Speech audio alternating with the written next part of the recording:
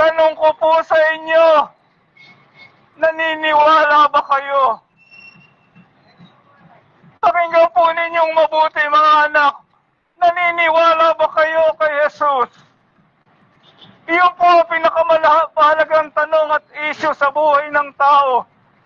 Kasi hinahanap po ng Panginoon yung pananampalataya ng tao sa Kanya. Naniniwala po ba kayo sa ating Panginoong Kristo na mahal kayo?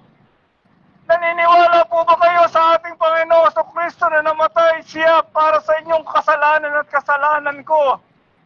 Naniniwala po ba kayo na ililigtas po kayo, maililigtas ng ating Panginoong Kristo? Naniniwala po ba kayo na merong langit at impyerno? Naniniwala po ba kayo na kayo po ay mamamatay din tayong lahat sapagkat meron po tayong date of birth and date of death na itinakda ng Panginoon? Naniniwala po ba kayo, mga anak, na makakarating kayo sa langit? Naniniwala po ba kayo na merong impyerno?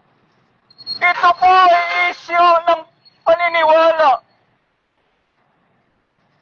Sabihin ko po sa inyo, pag hindi po kayo naniwala, sa impyerno po ang tuloy ng tao. Alam po ninyo, hindi po pinapansin ito ng maraming tao. Hindi po pinapansin ito ng maraming tao ang pag-ibig po ng Diyos sa tao.